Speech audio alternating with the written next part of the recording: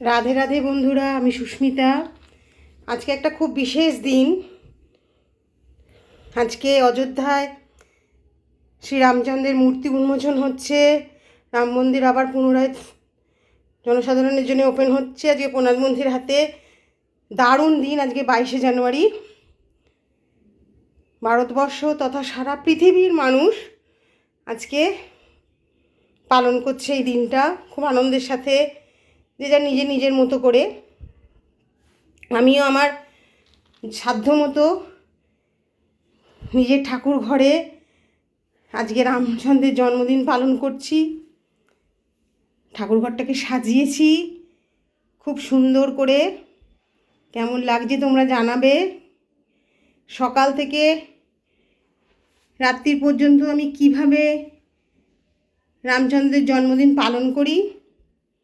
রামলালান ওখানে তো বলছে 5 বছর বয়সের মূর্তি, যখন 5 বছর বয়সের মূর্তি সেইটাকে উন্মোচন হচ্ছে। কৌশল্যা নাম দিয়েছিল রাঘব। রাম রাঘব জন্মদিন পালন হচ্ছে, যেটুকু শুনলাম আর কি টিভিতে। আমি আমার মতো করে পালন করছি। এই যে আমার ছোট্ট সুন্দর ঠাকুর ঘর।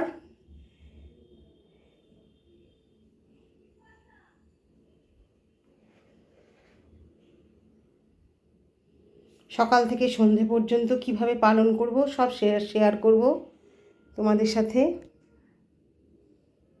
দেখতে থাকো, সঙ্গে থাকো।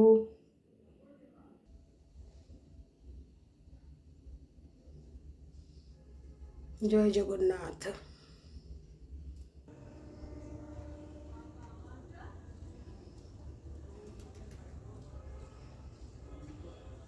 দেখতে থাকো, সঙ্গে থাকো।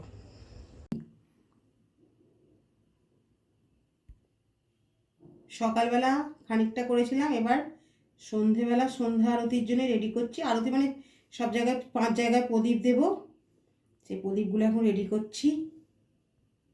এটা তিলের তেল। শাস্ত্রে তিলের তেলকেই বেশি শুভ মানা হয়, অথবা ঘি।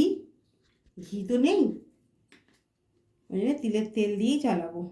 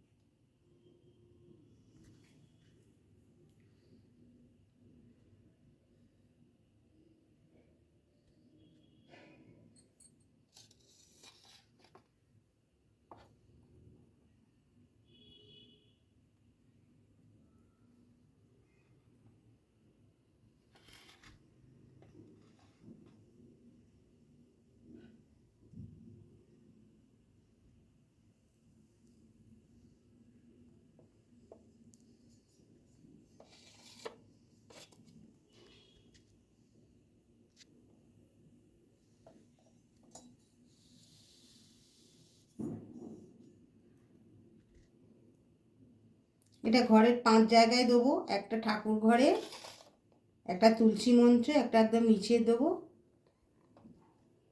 এই যে আজকে রামের জন্মদিনে আমাদের নিবেদন।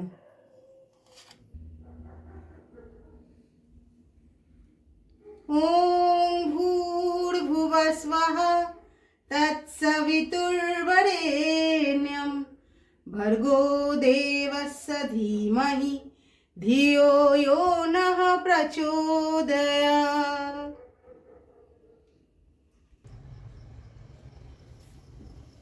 ॐ भूर्भुवः स्वः तत्सवितुर्वरेण्यं भर्गो देवस्य धीमहि धियो यो नः प्रचोदयात्।